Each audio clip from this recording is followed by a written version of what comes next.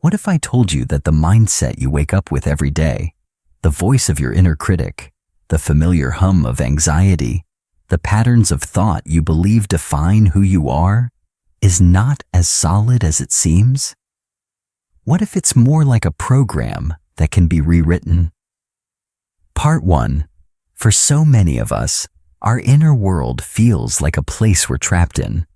We're buffeted by waves of stress from work, tossed around by reactive emotions in our relationships, and haunted by a nagging feeling that we're not good enough, not doing enough, not being enough. We try to fix it with positive affirmations or by forcing ourselves to just be happy. But it often feels like we're just painting over a crumbling wall. The underlying structure remains the same, and eventually, the cracks show through again. We feel stuck with the mind we were given. But what if the very foundation of that assumption is wrong? For over 2,500 years, Buddhist wisdom has offered a radical alternative, not as a faith to be followed, but as a direct empirical exploration of the human mind. It presents a set of teachings that are less like commandments and more like a user's manual. Today, in the first part of our journey, we will explore the most fundamental of these teachings, a radical reframing of the mind itself, which is the first key to changing its entire architecture. To begin, we need to look at how we normally think about the mind.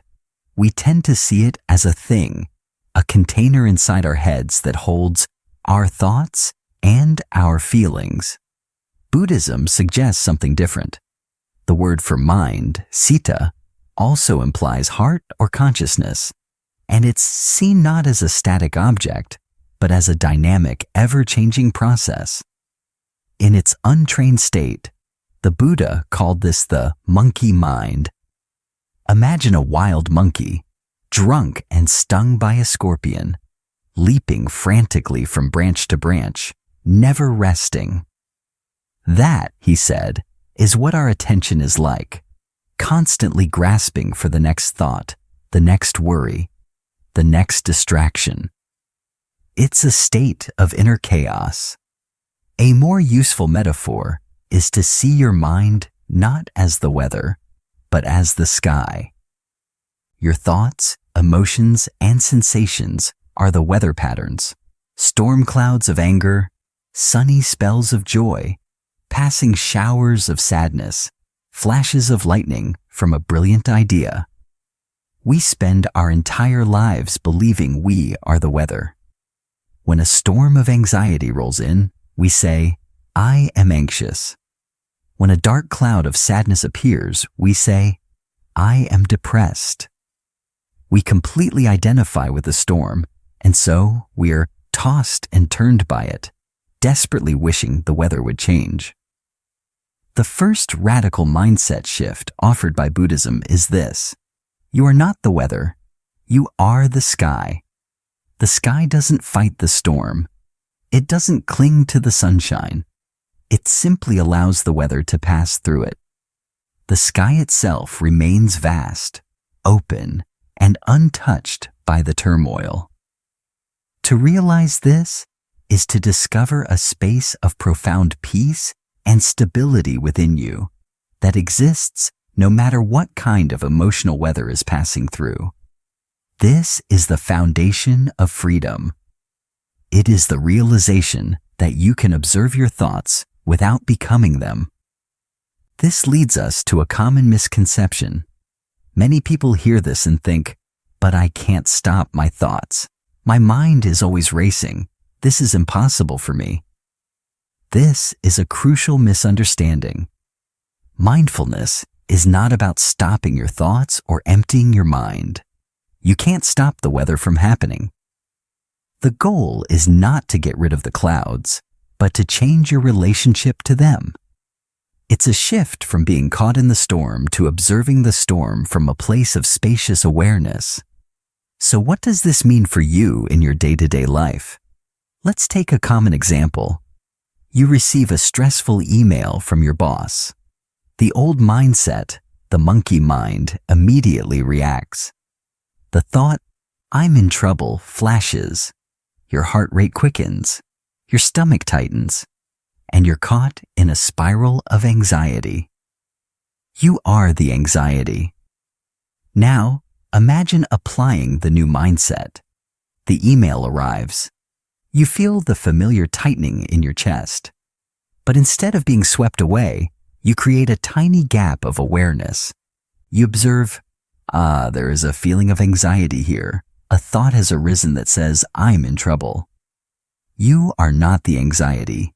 You are the sky noticing the storm cloud. This tiny pause is revolutionary. It breaks the chain of automatic reaction and gives you the freedom to choose a wise response instead of an emotional one. Let's try a simple practice to experience this directly. Wherever you are, just take a moment. You can close your eyes if you feel comfortable. Bring your attention to the physical sensation of your breath. Feel the air moving in and feel it moving out. Don't try to change it. Just observe it. Inevitably, your mind will wander. A thought will pop up. When it does, your only job is to notice it, gently and without judgment. You might even silently label it thinking, and then gently guide your attention back to the breath, again and again. We are not fighting the thoughts. We are not pushing them away. We are simply practicing being the sky, noticing the clouds, and returning to the vast, steady presence of our own awareness. This is the training. So, returning to our initial question, the first step to radically changing your mindset isn't about changing what you think, but changing how you relate to your thinking. It's the shift from being a character tossed around in the drama of your mind to becoming the silent, spacious audience. The most inspiring part of this teaching is that this capacity is not something you need to acquire. The sky is always there. You are already the calm, open awareness behind the noise. You've just been so focused on the storm that you forgot. Now that we have established this new foundation, this ability to observe our own mind, it opens up an even more profound question. If we are the sky, what is the true nature of the weather? What is the true nature of the reality we are observing? That is where our journey will take us in part 2. Please share in the comments below. What is one weather pattern in your mind that you often get caught in? Your experience could resonate with someone else watching. And if you found this perspective helpful, please don't forget to like and subscribe to Buddhism Wisdom, spirituality, to continue this journey with us.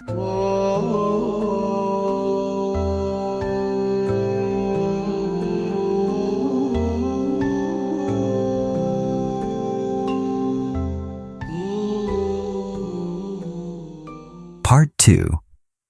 In our last conversation, we explored the first main radical mindset shift from Buddhist wisdom, the idea that you are not your thoughts or emotions. You are the vast open sky in which the weather of your mind happens. This simple shift from identification to observation is the key to unlocking a profound sense of inner peace. But it also leads to a deeper question. Now that we've taken a step back to become the observer, what is the true nature of the world we are observing? What if the reality we perceive, our career, our relationships, our successes and failures, even our own body, is not as solid and fixed as it appears? This question gets to the heart of so much of our human struggle. We suffer deeply when things change against our will. A relationship ends. We lose a job. Our health declines. We get older. Our instinctive reaction is to fight, to resist, to try and hold on to how things were, We act as if reality is a collection of solid, permanent rocks, and we spend our lives trying to arrange them perfectly, only to be filled with grief and anxiety when the tide of time inevitably washes them away. Today, we are going to explore two of the most profound teachings from the Buddhist tradition that act like a key to deciphering the operating system of reality itself. Understanding them won't stop the tide from coming in, but it will teach you how to surf the waves instead of being crushed by them. These teachings are anicca, or impermanence, and pratitya samutpada, which we can translate as interdependence or dependent origination. Let's start with anicca, impermanence. The teaching is simple, yet its implications are vast. Everything, without exception, is in a state of constant flux. Nothing is permanent. The ancient Greek philosopher Heraclitus had a similar insight when he said, "You cannot step into the same river twice, because both you and the river are constantly changing." This isn't just poetry.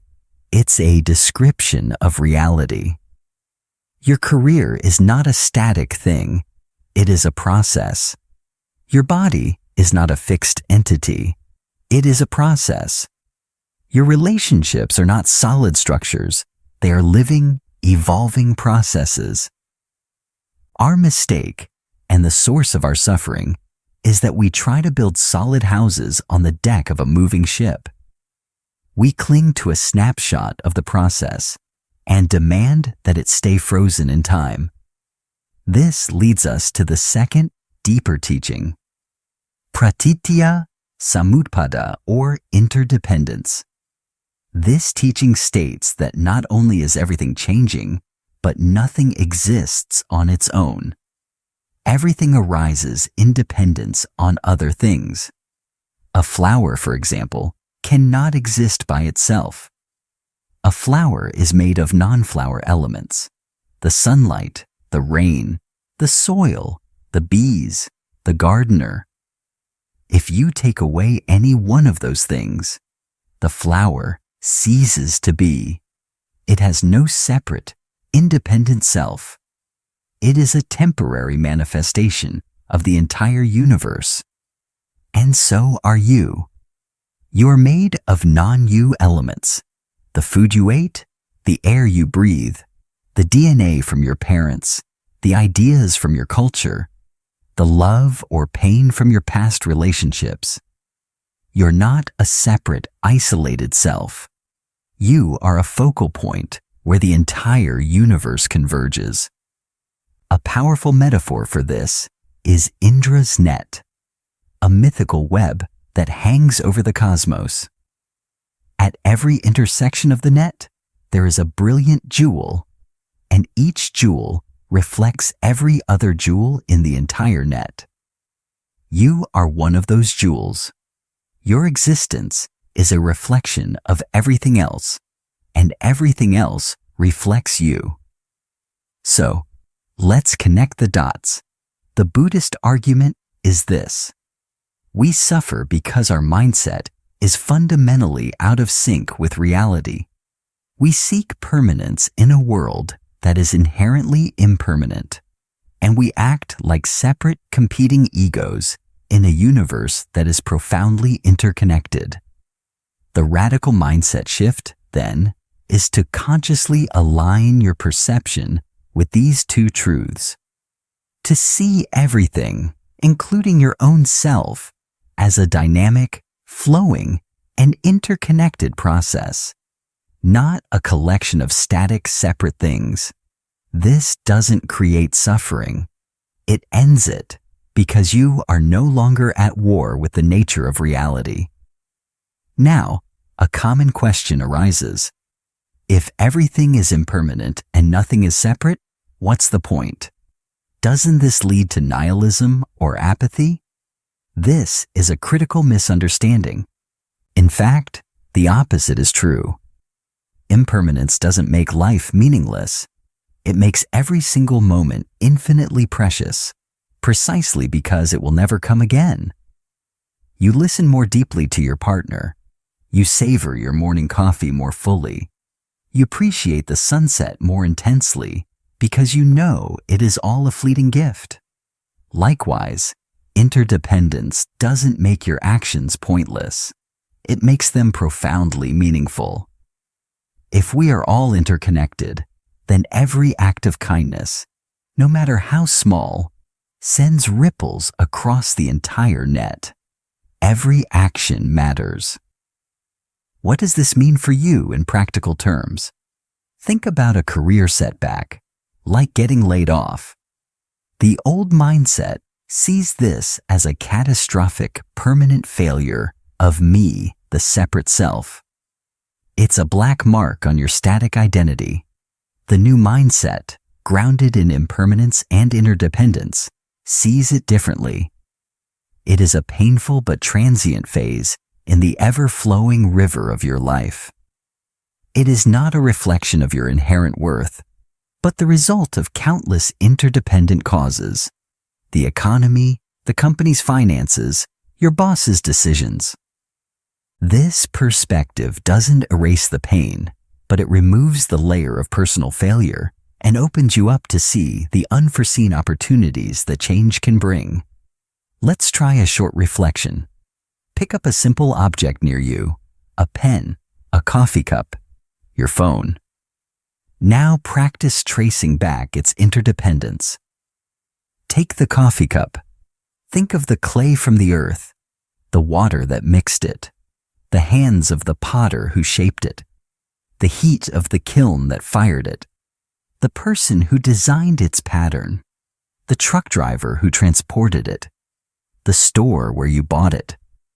Realize that this simple cup is holding the labor, the history, and the resources of the entire planet. It is not just a cup, it is a manifestation of interdependence.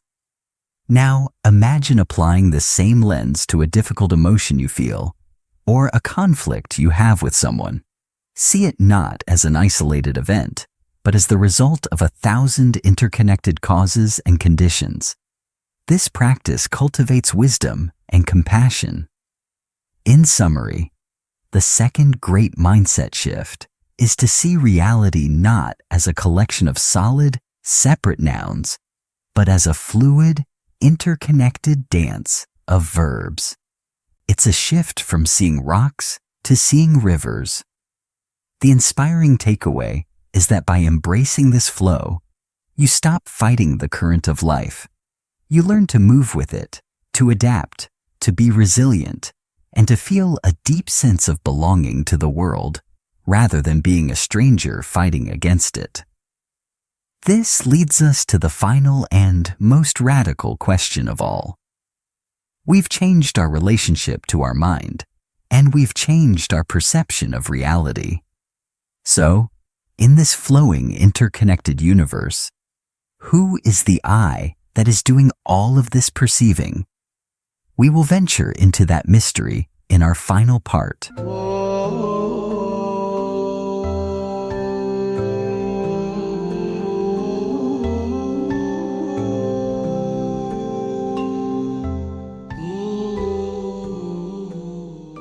Part 3. We have come to the final stage of our journey into the mind-altering teachings of Buddhism. In Part 1, we learned to shift our identity from being the chaotic weather of our thoughts and emotions to being the calm, open sky that holds them. In Part 2, we shifted our perception of reality itself from seeing a world of solid, separate objects to understanding a universe of flowing, interconnected processes. This sets the stage for the most profound and liberating teaching of all, one that directly addresses the central question of our existence. In this world of constant change and deep connection, who, or what, are you? This question goes to the very root of our anxiety. Think about how much energy we spend every day on ego maintenance. We have to protect our reputation, defend our opinions, enhance our self-image, and worry about what others think of me. This I feels like a precious yet fragile entity that we carry through life like a Ming vase, terrified that it might get scratched, or worst of all, shattered. It is an exhausting, lifelong burden. But what if I told you that, according to the Buddha, this solid, separate self you've been carrying is an illusion? This is the teaching of anatta, often translated as not self or no self. This is, without a doubt, the most challenging and misunderstood concept we will explore, but it is also the key to ultimate freedom. The teaching doesn't claim that you don't exist. It claims that you do not exist as a separate, permanent, independent entity. What you call yourself is, like the flower and the coffee cup, a temporary convergence of processes. The Buddha analyzed a person into 5 components, known as the 5 skandhas, or aggregates. Your physical body, form. Your feelings, pleasant, unpleasant, neutral. Your perceptions, sight, sound, etc.